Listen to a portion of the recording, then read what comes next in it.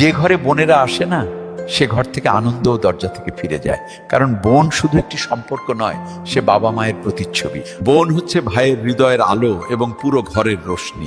যখন সে বাপের বাড়ি আসে, মনে হয় যেন শূন্য উঠোন আবার হেসে উঠেছে। তার হাসিতে বরকত থাকে, তার কথায় শান্তি থাকে এবং তার দোয়ায় এমন শক্তি থাকে যা যে কোনো ঝড়কে থামিয়ে দেওয়া যায়। কিন্তু অনেক সময় আমরা সেই বোনকে সেই ভালোবাসা, সেই সম্মান দিতে পারি না যার সে যোগ্য। কখনো স্ত্রীর কথায় বা সমাজের ভয়ে, কখনো নিজের অহংকারে ডুবে আমরা তাকে অবহেলা করি। বোন কিছুই বলে না, শুধু চুপচাপ সহ্য করে। কিন্তু যখন বোনের হৃদয় ভাঙে, তখন তার নীরবতা সেই ঘরের দেয়ালে ধাক্কা খায় এবং ধীরে ধীরে সেই ঘরও শূন্য হয়ে যায়। যদি আপনার সাথেও এমন কিছু হয়ে থাকে, তবে আজই হৃদয় থেকে পুরনো অভিযোগগুলোকে একটি পুরনো মুদ্রার মতো দূরে ফেলে দিন। আপনার বোনকে আবার আপনার হৃদয়ে জায়গা দিন।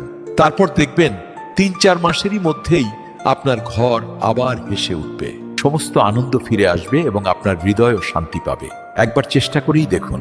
বোনের ভালোবাসায় সৃষ্টিকর্তার